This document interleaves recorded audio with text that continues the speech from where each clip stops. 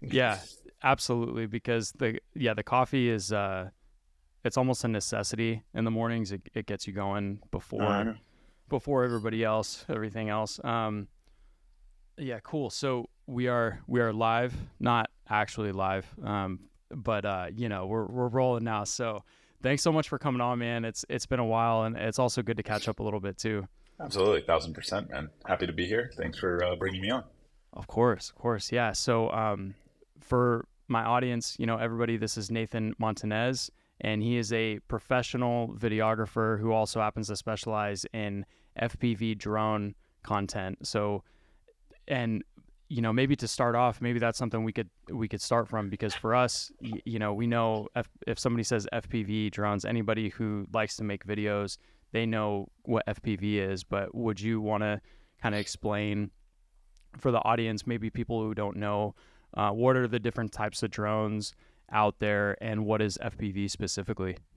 Yeah, absolutely. So FPV stands for first person view. So if you've ever seen a lot of people will refer to as racing drones, it's the ones that go super fast. You have your DJI drones, which are your GPS, and everyone can fly them. You have small, big, but you can give them to a 5-year-old, and you can't. Well, most of the time you won't crash it. It just hangs on the air. FPV, standing for first person view, means we see what the drone sees, and so we wear goggles to see what it is. My little one is this big, so much smaller than the normal drones you're used to seeing. So I fly a lot of indoor stuff um, around people just because the weight and size makes it legal to do so. Whereas your standard DJI drones with the bigger props are not nearly as safe to fly around humans or anybody in general, I guess you could say.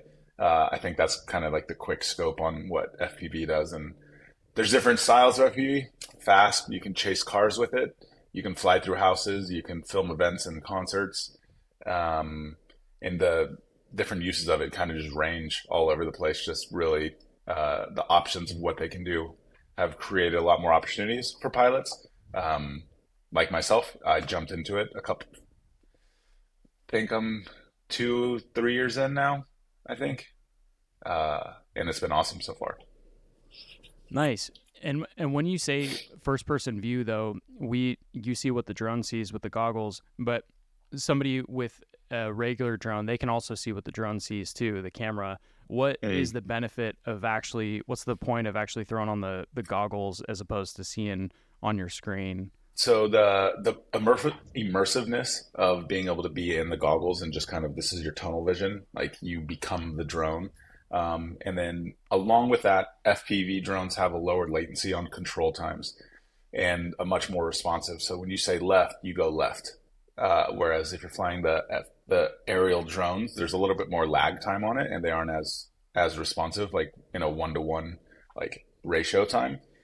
So the immersiveness of it allows you to be in full control of the drone. There is no hover option, so you have to train in simulators to actually. You have to put. I put in 40 hours on the simulator before I actually flew a real drone, just because you need that immersiveness um, to know what is going on, so you're not distracted with what you're doing. There's no really pause. There's no pause button. Well, I take that back. On the new Avata drones, there's a pause button, but all the other FPV drones there aren't. And it's funny because those are made by DJI, so it's like DJI got into the FPV space kind Thousand of already. percent. And if anybody wanting to get into FPV, Avata is the best way to do it.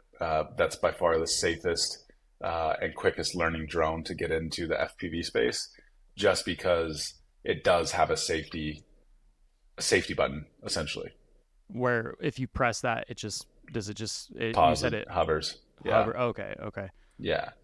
So any other FPV drone does not have that function, but the Avata Interesting. does, which is why it's why people getting into it. I always say for sure go do that one. It's like starting FPV with training wheels, and you can take the training wheels off of it, but starting with the training wheels on is always a benefit.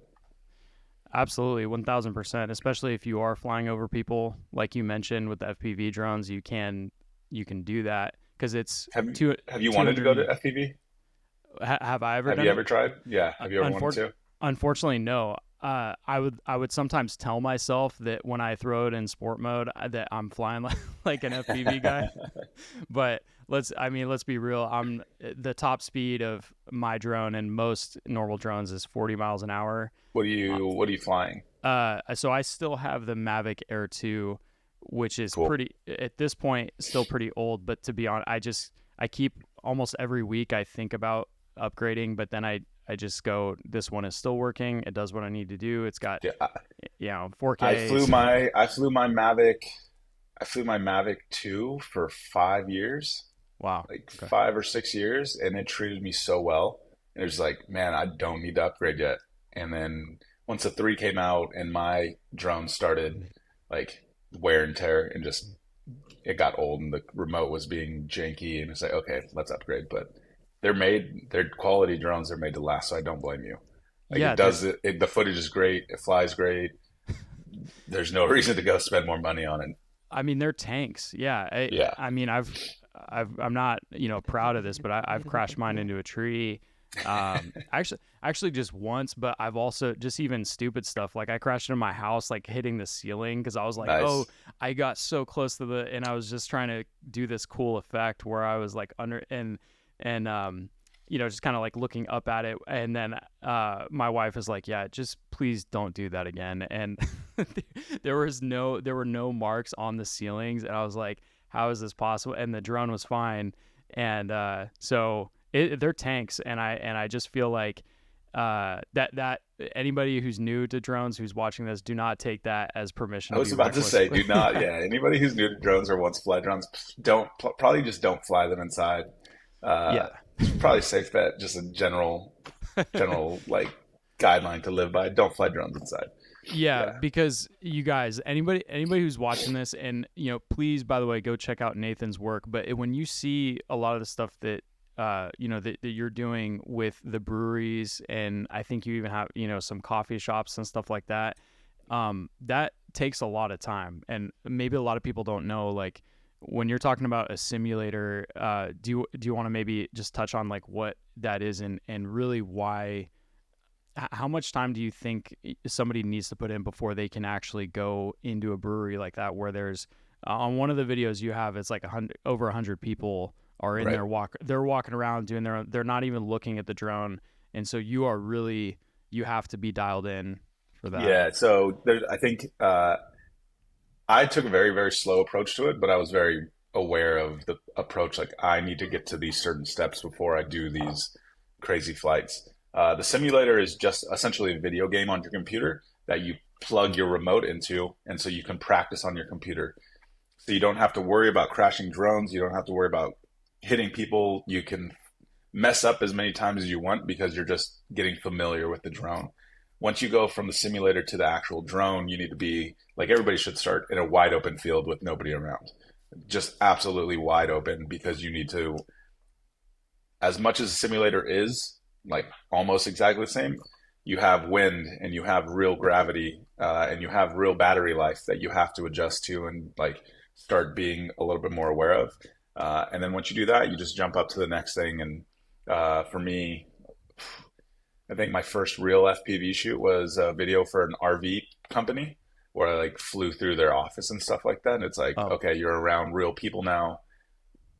And then you slowly start just keep going up until you feel comfortable and you have the experience, which is hours on hours on like you should never, in my opinion, you shouldn't fly a real drone, real FPV drone until you have 20 to 40 hours in the simulator.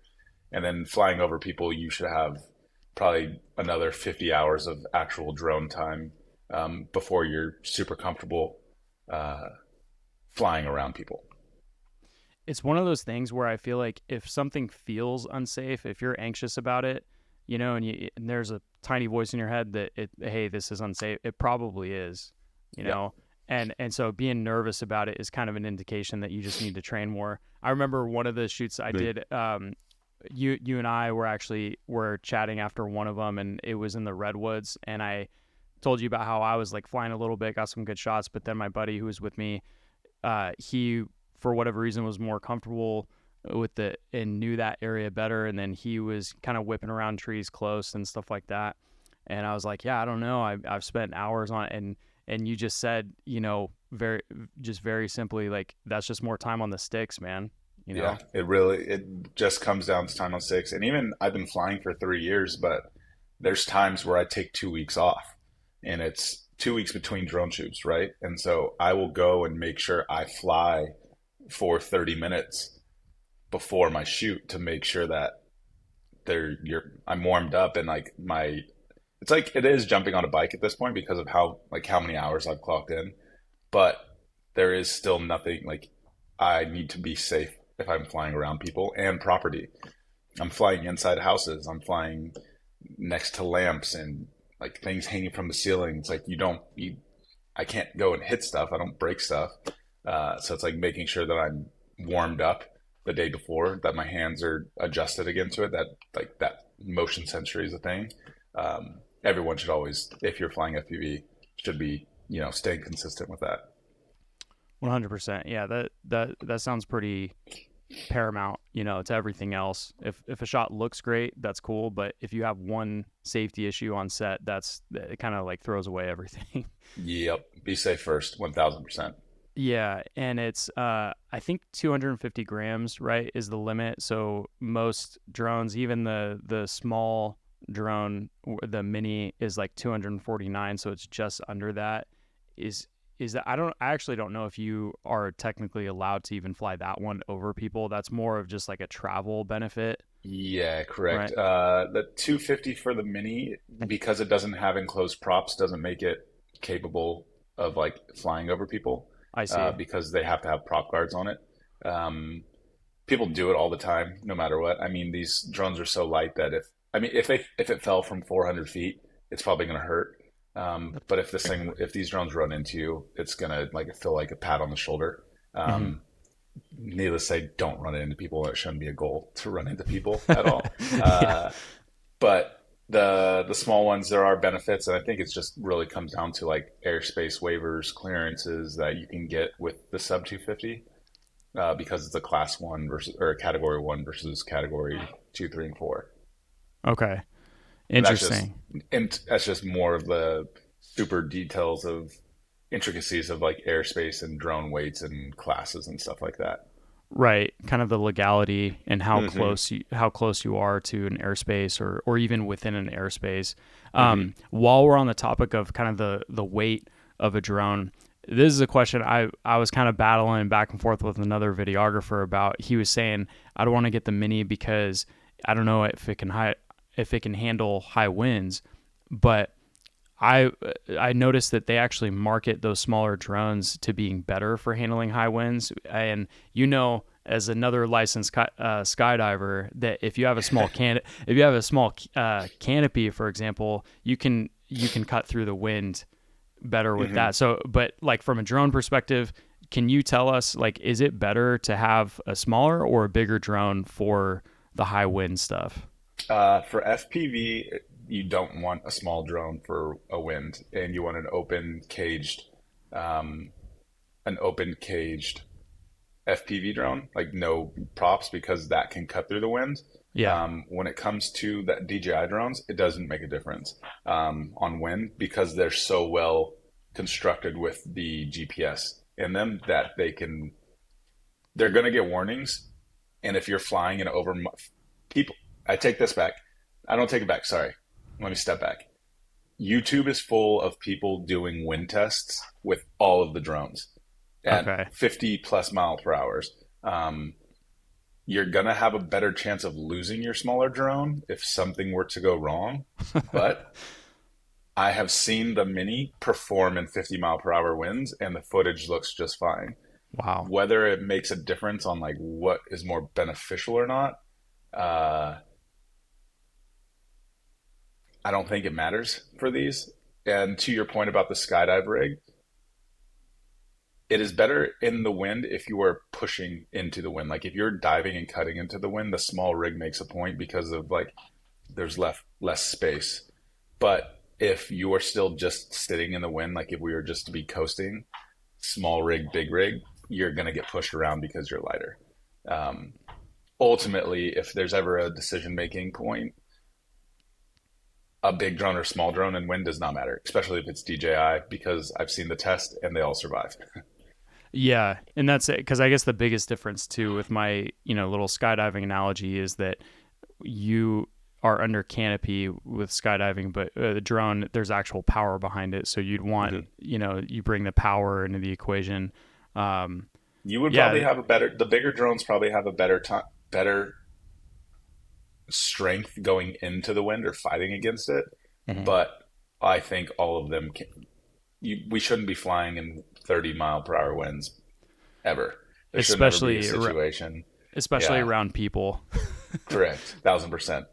So to answer your question, wind will never be, should and would never be a factor in purchasing a drone. There should be like, you should be looking past that for all the other uh, reasons, I guess. Okay. Okay, If that's real. if that answers that in a long-winded way. No, it does. Yeah, and it basically too that there are more things that take into consideration when you're looking at a drone, and Hmm. also I'm sure your experience level. A lot of the people come out of the gate and they see these like $3,600 drone like that. I think it's the 3 Classic, or Mavic 3, yeah. Mavic 3, yeah, or Pro, whatever Hmm. it's called, and it's like $4,000, and it's like if you're just starting out, that probably doesn't need to be your very first drone. No, not at all. And Um, it depends on what you want to do, right? Are you using a professional or for hobby purposes? Because I think the best hobby drone you can probably get would be the Mini or the Mini Air or the, which one do you have? Air, Air it's like 2, the Air 3 now, yeah. which has the two lenses on it. Oh That one yeah, that's right. I would say that's probably the best. If you're a hobbyist, that's the best one you can get just because the third lens goes so as far as changing up like what your shots can look like. Yeah, especially for stills and stuff too. Like you might want to be able to adjust your aperture. I don't know if the Air can do that, I but don't think Air can yet, no. okay, yeah, just the Pro. Mhm. But those are incredible, and especially when you're getting into stuff like time lapses, or with a drone, it's usually a hyperlapse, which is just means that the camera's moving. And well, I think That it's is when that is probably when more weight would probably help you, when doing a most hyperlapse. likely when doing a hyperlapse, Okay. because you won't get pushed around as much. Okay. Okay, that's good to Yeah. know. Man, we dove straight into the gear stuff. I I actually had a plan to kind of ask you more about your background Yeah, behind we can back up the, to it. this. Absolutely. Yeah. So maybe we can come back to the gear stuff in a minute, but walk me through just kind of what got you into video. I think I remember you saying that you started making videos when you were in like 7th grade. Hmm. Was that, and with that, I mean, I know I kind of just threw in there randomly that you're also a licensed skydiver. I feel like Yeah. that's one of the things you and I have in common is sort of this passion for the aerial stuff. Yeah. Was that sort of part of what got you into FPV, or even was it tied initially into your passion for video? Kind of how did all of this, video, Yes. yeah, video and drone stuff start? Just quickly, skydiving has zero connection to anything. Like Really, that, really. I just one day I was like, I want to skydive. I had zero. There was nothing connected to anything. I just was like, I want to jump out of planes, and I thought I you were did gonna it. say though that your drive to get really good at FPVs and stuff was maybe tied to the skydiving, but it sounds No, like it's all separate. Yeah. So okay. to all the way in the beginning, 2000, I don't know, probably like five. What year? 4, 5, and even before that, my parents had a video camera, like a home video camera, and I picked it up and I enjoyed like filming my Legos and running around with my neighbors and my little sister and making cool things. And it translated into middle school and high school. I got my first little, pocket HD small cassette tape camera and continued to just make videos in high school. Took a media class. I was like, okay, I know how to edit videos now. This is fun, but just because in high school I found myself asking teachers if I could make a video project instead of writing out an essay or like a writing on a board or something. They let me do that because creativity. I don't know what word I'm trying to say. It was different, so they Like let me do that. And creatively, into yeah. college, I studied kinesiology, but was always making videos. And my idea was always that I had to go to Hollywood or go to LA to make videos, and I didn't want that. That wasn't part of what I wanted to do. I took a entrepreneurship class in college randomly just because it was part of like the route I had to do, and I came up with like a fake video business. And my professor was like, "Hey, do you do this? I would like to hire you to make a real estate video type thing for me." I was like, "Oh, I can make money making videos, and I don't have to move. This is I don't have to move to Hollywood. This is the first time I'd ever realized that I didn't have to. I can make videos and make money. Nothing ever clicked in my head that that was a possibility.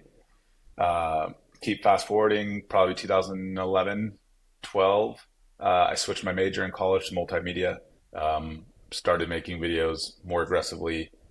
Started actually getting paid, and then I'd probably say I went all in that this was going to be my career path by 2012, 13. I just knew that that was going to be it. And then worked for several companies, and I've been self-employed since 2017 now. So it's been a fun path. When the FPV drones come into play, I just saw them making a big rise in popularity in probably like 2018, 2019, and I just said I want to continue to be on top of the drone game. I need to learn FPV, and it just looks awesome and fun. So once COVID happened, I jumped into the simulator, and then by 2021 is when I started flying. So yeah, I'm 3 years in kind of now, and Okay. just enjoying it. It's just a lot of fun to me. It's all passion, video and drones and FPV. It's just that quote, you don't have to work a day in your life, and if you're enjoying what you're doing, whatever that quote is, it's like I'm Yeah. living that. Ultimately, it's like I fly drones and travel for work. It's it's a blessing. Yeah, we need to come up with a word that replaces work, because I've been noticing that for myself. Even if it's something like writing about something that I'm passionate about, that's one of the things I've also started doing is. And but when I tell my wife, like, okay, if I have lunch with her and the family, my our son, just some family time, but then I'm like, I'm gonna go work. It almost feels weird saying I have to go to work, Yeah. because I love what I get when I get to do this type of Do you stuff. work from your And house? oh yeah, Same. So it's all, and, but it's funny and because it's like, oh, we have to work, and you just walk into the other room, and then it's like, all right, time to dial in. yeah, I mean, ideally, I don't know how you feel about this, but I would like to get a studio eventually. Eventually, And yeah, yeah, so yeah, because I remember you saying too that as you're building up a team of people too, and I know that's like a whole other topic, yeah. but as far as that goes, but when since we were talking a little bit about the technology and stuff, and then you mentioned you saw the power of business behind making these videos, doing this for people, all the technology like we were talking about, it's obvious how fast the technology is evolving, year after year. Like when you first picked up that HD camera Yeah, as a kid to now, it's like, I mean, a completely different world big technology time. wise. One of the questions I wanted to ask you is, do you ever feel like people might be making the mistake of thinking that they don't need to ever hire anybody else to do video, especially if they're a business owner and they see, hey, my iPhone 17 or whatever can do this, Yeah, this crazy video. I don't need to do that. What would you say to somebody who's maybe feeling like that when they're seeing all these technological advances, but they aren't aware of the difference of like somebody who does it professionally and then just buying it on Amazon, for example. I think it's really going to just depend on the business owner. Like if we're just talking about implementation into some using media in somebody's business, if they're tech savvy and they pull out their phone and they record and they're actually implementing it and posting, it's almost like more power to you. On the argument side, though, like you can make the argument like let someone that is professional come and do it, and then you save your time by having someone else do all this for you, where you can be growing your business in different ways. Um, on the side of is technology catching up to everybody and everything's cheaper and you can get everything. I mean, the iPhone 15, 16 can what it shoots log and pushes out to an external hard drive now in 4K. And So ProRes, yeah. in ProRes, so it's like the iPhones themselves have already caught up to what most cameras can do, but not everybody knows how to edit. Not everybody knows how to make a story. Nobody can, you know, here's your hook and here's your call to action and here's the reason why you're doing this. That's what the professional is for. So as much as somebody wants to, if someone wants to save a dollar by doing it themselves, they can. But I think if they spend the dollar, they'll make 10x in return because they're going to have a professional doing it for them. Do you like the editing part just as much as the shooting or the flying? Sometimes, sometimes it depends. Like I think, being a videographer, editing is going to come with it no matter what. I think that's just going to be part of it. If I'm doing brand videos and mission videos with a bunch of interviews, it's not my favorite. It's much more tedious. It's where I'm bringing in editors to do that now. Um, but if I'm doing my motion graphics on my commercial real estate projects, I personally love being in After Effects, and so that type of editing is just super fun to me. Like just creating and building stuff on that side of things. Whereas the cut and dry video editing is a little bit more not as fun. Yeah. Yeah, it is. It's great. It's perfect for the FPV stuff because you can fly through those letters and graphics and stuff too. Hmm. Is Are you that editing still everything on your own? I do currently. I'm Yeah. just now. It's funny because as we speak, like last night, I sent out one of my first editing contracts, and Nice. yeah, slowly kind of I'm trying to buy back my time a little bit. Have you read that Um, book? oh no, I was. It's funny. Tamara I was tells. thinking. Have you read it Yeah, though? I haven't read it, but No. Yeah. I've listened to him speak multiple Yeah. times, Yeah. and one of the it was funny because some of his reels kind of crack me up where he's like, oh, I hired a housekeeper to bring me food and do all this stuff, and I'm just like, man, like what do you not pay somebody else to do at that point if you're like, I hire somebody to like dress me in the morning type of thing. But it makes me laugh on the one hand, but on the other hand, I see, yeah, that is a real benefit to a strength to being able to do that. And if we're talking about editing a video, that is hours, if not days, that you can free up from your schedule, have somebody There's do that for a. you. I mean, in the last, I don't know, I'll say year, maybe 6 months or something. Just the I did another course earlier this year, and their big thing is just like, why are you editing still? Like you shouldn't be editing, mainly Oh, that's what because they said. your editing is taking you spending time editing is taking away from you doing sales and marketing and growing Okay. your business. And there's plenty of people that are just as good as us and or better that want to just sit and edit, and we should let them. And that was the biggest part of me of just trying to let go of, I am a solopreneur or whatever you want to call it, solo videographer. So it's like everything I touch is just my product, and having to let go of um, that feeling of this is mine and let it go to somebody else was a really big step. But then once I actually sent these off and I didn't have to think about it and I went and did XYZ and then I got this back and you polish it up and send it out, it's like, wow, that was incredible. And And so you were now it's just a happy. matter of doing that again. You've been happy with it with the. Yeah. I mean, Okay. it's hit and miss. I'm not going to lie. I can't, like, not everything coming back is perfect, but that's part of just the growing where once you can build the systems of this is what it needs to look like, or here's an example and here's notes, then it just keeps going from there. How much are you communicating though? And I'm just kind of asking for myself too, though. Like how much do you feel like you have to communicate with the editor back and forth, either in pre-production or then after shooting during iterations and stuff like that? Is it a Not lot? Like, much. No, for me, no. And I think I'm not fully invested yet, right? So there's guys that I know now that are, it's film dump, and they give one note, and then those people upload it. They have VAs that send it to clients, and they are just, I filmed it if they're even filming it nowadays. wow. That's how high up they are in the agency. I still like the polishing touch. So it's like, hey, give me this framework because building out the framework and cutting up the selects is going to take up 80% of the project time because just how lengthy of a cycle it is. If you can give me all of this, get the B roll, separate it out, organized, give me the interviews, cut out, organized, put them in this order. I'm going to come in and polish it up, and then I'll send it off. So there isn't really, I'm working towards the point of not doing that.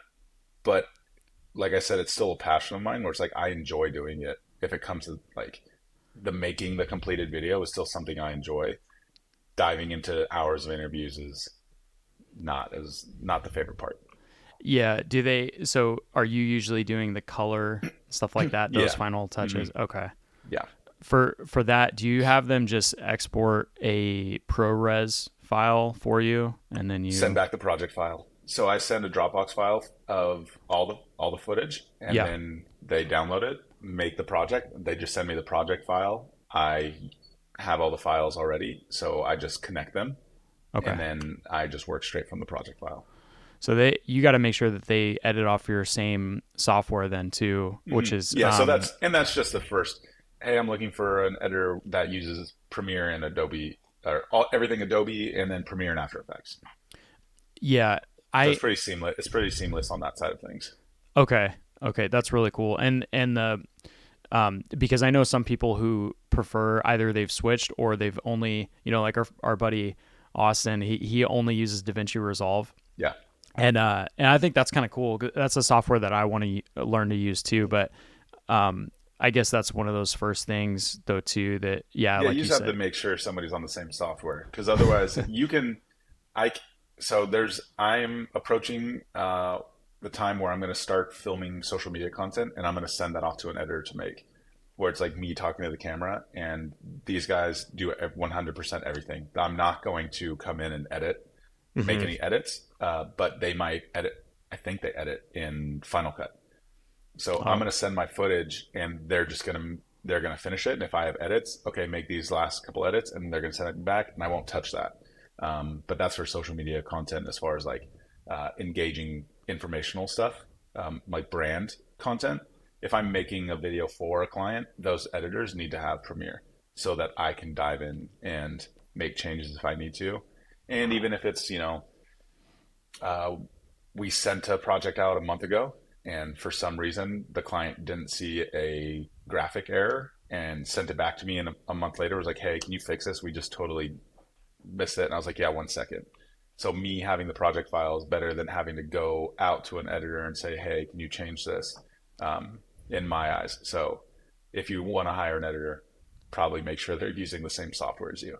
So in Austin, yeah, if Austin ever need an editor, probably somebody working in Resolve. yeah, that's a good point. And After Effects, man, you seem pretty comfortable with that. I'm Yeah, that's years, man. I've been using I've been in After Effects for over a decade, and I'm still learning. Like I learn every week something new, something new, something. Well, maybe really okay. I'd say at this point for the last 2 months, I've been deep into After Effects on like just gaining more understanding about certain things, Oh wow. um, just because of how powerful it is and how it's going to help me push into commercial real estate. Um, you'll see some of the stuff I have coming up. You'll be like, "Oh, okay, I see what he's learning." It's yeah, it's pretty fun, and That's that's the point. exciting. It's fun to me. You enjoy kind of the struggle, which a lot of people So have much said fun. this. Yeah, Yeah, there are a lot of people who describe it this way, and I 100% agree that editing is just problem solving hmm because you have a vision in your head to create something on screen, but it's just like communicating with this, the middleman is your computer and the software, is your tool, like to get that vision come to I've life. never thought about it like that technically, but yeah, yeah, it makes sense. 1,000%. Yeah. And people, yeah, on the topic of technology and kind of what's accessible to the everyday user, after I don't know about you, but me personally, I I 100% believe After Effects is not one of those things you can just pick up right away. It's I'm not. Yeah. still like, man, and because I feel pretty comfortable in Premiere, like very fluid. I can just rip, with those Shortcut keys and uh, binds and shortcut yeah. key, yeah, shortcut keys, and I feel very comfortable. And every now and then I'll use the what they call the dynamic link, Yep. so you can edit a clip. Dynamic link to Uh, every project for me. oh, you do that? Every video Okay. project, I think I have After Effects involved, but that's probably because I'm it's easier for me to make an After Effects graphic and title or like bookend, like with the logos and text and all that, than to do it in Premiere. Just because it's fast for me. So I'm dynamic linking everything like all the time. Big Yeah, fan of it. that's awesome. I mean, because my only sometimes the frustration is like if one version of After Effects is not Mhm. updated or like one or the other, even if it's media encoder for whatever reason, that kind of affects the other programs Yeah. too. Uh, and I would just say like yeah, that's one of those things where I think people don't always recognize is like when they hire somebody like you have this subject matter knowledge and expertise in all the entire from like start to finish, pre-production all the way to post-production. What would you say? Could you kind of walk through just like a general? What would it be like if somebody sees your content and then either for their business or even for themselves, because a lot of people want to build more of a social media presence and they're like, I love this guy's stuff. I want to reach out. What is it like from step one of reaching out to like a finished product, for example? Yeah, so I think there's various ways of how it can start. What it's like referral. Do you see something online? Like if it's a matter of somebody sending me a message or an email, really it's just jumping into a discovery call. How can I help you? Am I the right person for you? I've found a lot of times in this year, I've been giving away stuff to other people because I know I'm not the right fit, and I'm not going to start bringing in projects that don't like put me in the direction that I want to go. So it's, hey, I know somebody that can do this for you. And I think that's a lot of problems young video guys face. They take on everything. And I was the same thing. Um, so the discovery call is important to know how can I help you? Can I help you in the best of my abilities? Are you looking for something that I can like obtain? After that, it's like, okay, cool. What does the budget look like? Let's discuss what the cost of this video will be. Once we agree on that, when is our shoot date? What are we needing to do? How many shoot dates are there? When do you need? This is the information segment of it all. When do you need the video by? Do we have to schedule extras and talent? Are there interviews? Is it just B-roll? Is it a certain event? So many questions go into that phone call. Next, after that, it's just you shoot and edit, which is pretty much black and white, right? You have to capture it, then you have to put it on your computer, and you make a cool edit depending what it is. Some are easier, some are harder. Some take months, some take 24 hours, and with that, the price differs, which is always hard to.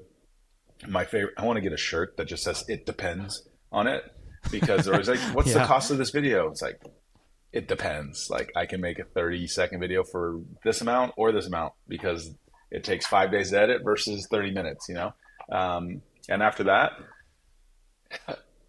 I send out a link. Hey, do you have edits? I'm one of the guys that really ultimately gives as many edits as you want because I want to make sure that the client's happy with the product. And I don't think I've ever ran into an issue where it's like I'm making edits for 5 years. And it's kind of just I something that see. I prefer. Whereas a lot of people say, I think it also depends on the business and stuff. It's like, hey, you have 3 rounds of revisions, which for some people is probably good, just depending on the market that you're in, because you don't want to be changing music 10 edits down the road, stuff like that. So I think it's good to have boundaries on that. But ultimately after that, it's like, hey, we're good to go. I sign off. Here's the file. Shake hands. Good to go. And then hopefully we can depending on the client, I'll make another video for him down the road, or hopefully it was a good relationship that something years from now, they'll call me again. Awesome. Awesome. And I don't know if with the music side, I'm curious too. I don't know if this is something you don't want to give away, but do you confirm or like get pre-approval on the music before you dive into an It edit? depends. It depends. There it is again. It's like those So, shirts. Yeah, dude, it's like those shirts that say like I know the guacamole is extra. Like and yeah, it's almost like you could get one. You could get one of those where it's like it I depends. want that shirt now. Wow, that's awesome. Um, it it really comes down to the client. Like if and it's reading people. If I'm talking to this client, and I know they're going to be crazy particular about certain things. I will even just say, "Here's the website. Send me the music you want." Like I'm not even going to go look for music because I know that you're going to be so particular about it. Some other clients, I will say, "Here are 3 options that I think work.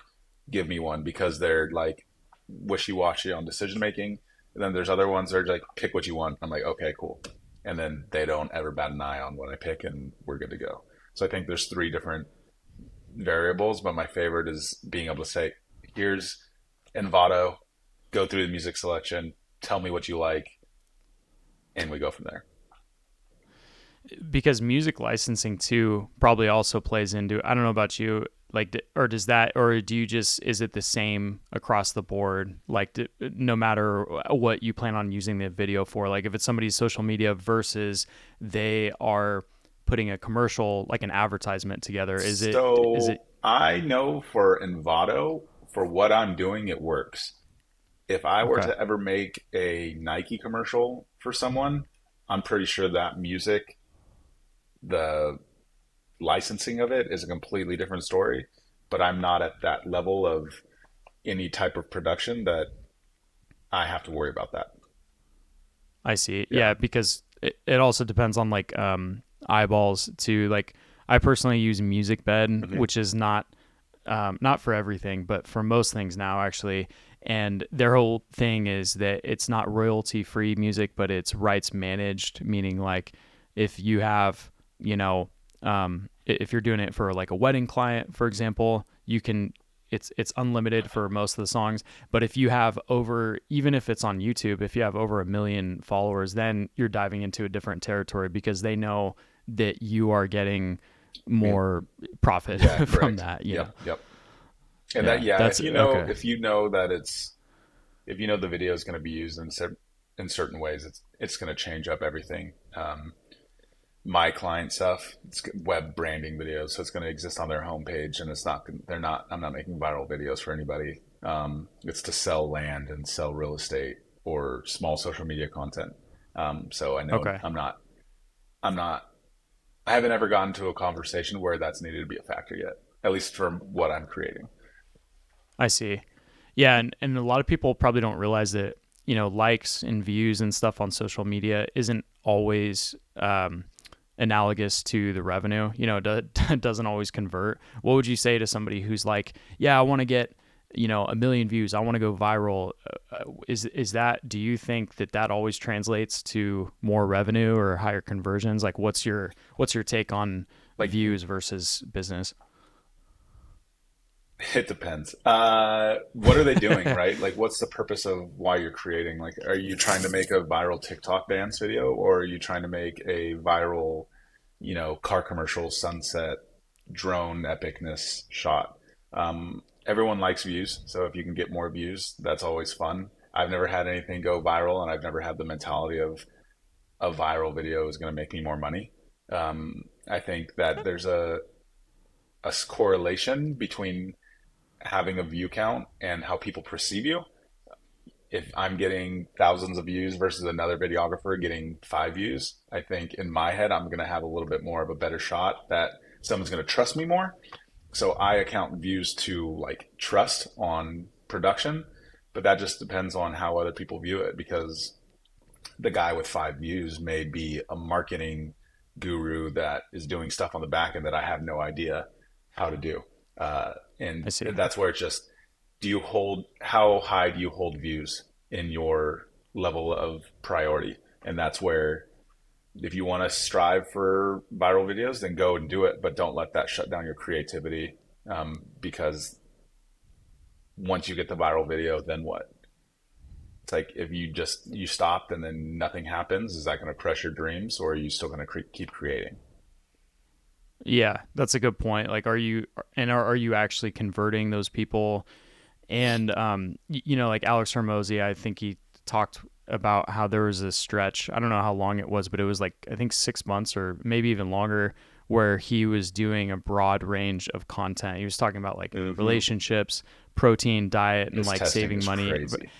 Yeah. Yeah, I know. I mean, that's like next Yeah. level like testing and scale and stuff. But it was interesting because he said that his views went up like 2 or 3x when they did that, and they were getting all these likes and views. But interestingly enough, their revenue went down, Mm-hmm. book sales went down, and he was losing a lot of the traction with like his core business following, Yep. and so and his thing was like, just talk about what you know, like what your people actually want to hear about, versus. I mean, in his, maybe that's not the best way to put it. In his case, it was also what he wanted to talk about. He likes talking about business, you know. I think that's also like a long term thing too, because if you're making content just to go viral or to please people, then long term, that's probably also going to lead to burnout or just unhappiness, going going Yeah, crazy, it's also because if it's your you're all, hobby or business, right? Like if you have a full-time job and you're trying to make a viral video, then I guess go ahead. But if like video is your job and you're striving to make a viral video and not, paying attention to your sales and marketing and stuff because you're so focused on one viral video doing it for you, it's probably the wrong route to take or like wrong mindset to take. yeah, yeah, 100%. And so your company is Perspective, right? I know Mhm. like Instagram is you have Perspective TX because you I'm in Texas. relocated to, Yeah. yeah, to Houston. That's awesome, man. We miss you out in California. Yeah. It's too bad too bad you left. I'm gonna I haven't like fully convinced my wife yet, but we're probably gonna move out of California eventually. We'll Or see let's you see, when we're you get about here. like, yeah, oh, 100, yeah, 100%. We're about 46 minutes in, so I don't think she's going to listen to this part, but but yeah, I have a plan. I have a plan to get us out of California eventually. But yeah, I mean, have you just on that note, have you noticed a big difference in your work, or you know, how it's like shooting out in Houston? There Actually, is good. but you travel a lot still though, right? Mhm. Yeah. Yeah. So, well, the two parts to that. I think it was more of I think it's just a mindset for me, but there is a lot more money in Houston than there was in Fresno, California, as far as like companies and marketing budgets and people willing to spend money to make videos. So I'm finding more success there just because I think there's just more of it here, where it is a bigger city, and I mean, we're what, third, fourth largest in the country, so the amount of work here is, if more people know that I'm here, I'm going to get more work. And because I'm doing something super niche, that's been really fun. Because I think social media and just referrals are getting around from just people seeing my work. Uh, and then traveling has been fun just because, again, I'm flying. I'm one of the few people, well, not few people, but there's only a handful of us type of drone pilots. And I partner with a good buddy of mine who's a travel photographer, and he gets us to go to places to do drone work. Um, and so it's Awesome. like you can't really beat it. But in Texas, though, as far as being in Houston, work has been phenomenal. This is the best year I've ever had in business, and I'm grateful for it. Definitely, 1,000%. Love Houston, love Texas. So Do you go to Austin too much, by the way? not too much. I go there a Okay. lot. I'm probably there once. Well, not this year. Probably once a month, once every other month. I'm in Austin. 2.5 hours, It, so it's it, quick. it's a 2.5 hour drive Yeah. from Houston. Okay. Yeah, Okay. I was Good to supposed to know. be Yeah. It there. seems. I had plans going this weekend. Before we had talked, it was like on the docket, like, oh, do you want to go this weekend? I was like, oh, I'll come in 2 weeks. It's like, okay, so I'll probably be there end of the month. Oh, nice. Nice. Yeah. It seems like everybody's in Austin. Like everybody that, a lot of the creators and even podcasters and stuff that I follow, they're in Austin now. So it's like, It's a booming city with terrible traffic. We all have terrible traffic. oh, is Houston it? has terrible traffic too, but Austin sucks. Yeah, Wow. I bet I mean, I've heard it's much more of a kind of a hip place to be. thousand Like you got percent. some good Mm-hmm. breweries and like coffee shops. Everything's Is Houston? outdoors, a lot more live music, a lot more people around. The downtown is where it's a lot of stuff, a lot of foot traffic going on. Houston, like you can fit Austin inside Houston multiple times, probably. Like we're so big, it's so spread out here. Um, it's crazy, but a lot of stuff to do in Houston. You can, whatever you want to do, you can find it. That's also why I love living here. Yeah, just so much going on. It sounds like Houston is maybe a little bit more corporate than a place like Hmm. Austin. Yeah. Is that pretty accurate? Okay. I mean, Austin's way more techy. I mean, this I have no idea what I'm talking about when I come to this. It's just observing, but like I know our oil and gas aspect of things is very, very high in Houston, probably compared to other places. So on Hmm. that level of corporate, like oil and gas is our main thing here.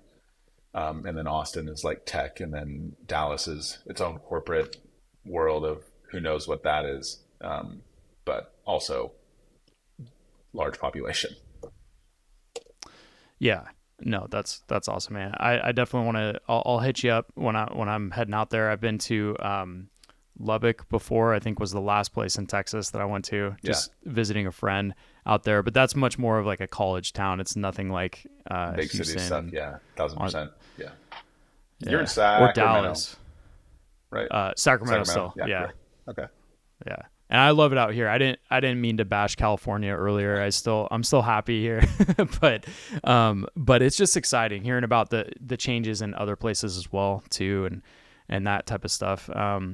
But man, yeah, thanks so much for this conversation today. As we come to a close, how can people find you and your work? Instagram is perspective.tx, website perspectivehtx.com. Personal Instagram, Nathan underscore Montanez, I think. And those are like the main things. And then Nathan Montanez LinkedIn. But I'm not, I need to make more. I need to get on LinkedIn a lot more than I am nowadays since I'm switching, like diving into that area where my clients are going to exist. Um, but yeah, I think that covers it. Right on. Right on. I know we kind of talked a little bit about for like business owners and that side of the house. What's one thing maybe you would say to somebody who's just getting into video around now that really likes your stuff and they're wondering like where should they start or what's like a mindset that they should have going into Uh, it? YouTube is your best place to start. YouTube has endless resources. The biggest thing I've learned over the last year and a half is that you can keep learning and don't stop learning. Once you get to a point, find somebody that's doing it. Find someone that's doing what you want to do and reach out to them and learn from them. And if it's not that, like find a community, find a mastermind, find a course that you can do because there's always going to be small things that my favorite quote that I learned is "You don't know what you don't know," and that's why I keep reinvesting into myself of saying, "Okay, this one's done. Let's go learn something new." Because for the first 10 years of me making videos and kind of doing this as a business, I had no idea I could just go learn from people, and that's my biggest lesson to those coming up right now. Keep reinvesting in yourself and keep teaching yourself and learning new things from those who have done it before. But on the quick answer is use YouTube. Like live on YouTube and learn as much as you can. Just keep typing in stuff, watching videos. It'll go to another video. You learn something else, and then just don't stop. And even the people that maybe are doing things perhaps incorrectly, you could probably learn something from that too. Like if you try it out yourself and you realize, hey, actually this isn't the best way, then it's like that's still a learning experience Ask too. questions. Yeah, I have people asking me all the time. I have uh, my what I see myself in the future is being a teacher or a professor or just like, running an online class of some sort, just because like I want to like give my knowledge away for those who want to know. So for anybody, if you're making car commercials, shoot a DM to the guy that's making super cool car edits. Collaboration is going to be the key to success for a lot of creatives in the future, just because we all have the ability to connect so easily now. So if you want to make weddings, you should be reaching out to Thomas and like getting small insights because even when we're able to teach somebody something, we learn or something like sticks with us even more. So I think it's just connection. Like if you're starting somewhere, reach out to people and ask, and the more you gather from like a higher number of people, you'll find like the keys that you need to like focus on first and then go to the next one. I love it. I love it, man. I know we could keep talking for hours, but I think that was Yeah. that was pretty good for today. And thank you so much again for sharing, man, for sharing all that. And this was fun. Absolutely, man. Well, let me know down the road when we want to jump back into it. Happy to chat again. Hey, sounds great. Yeah, same here. Looking forward to it. Have a good weekend and safe travels on all Yeah, your upcoming adventures. I appreciate it, man. We'll talk to you soon. Yeah. Okay. See you, Nathan.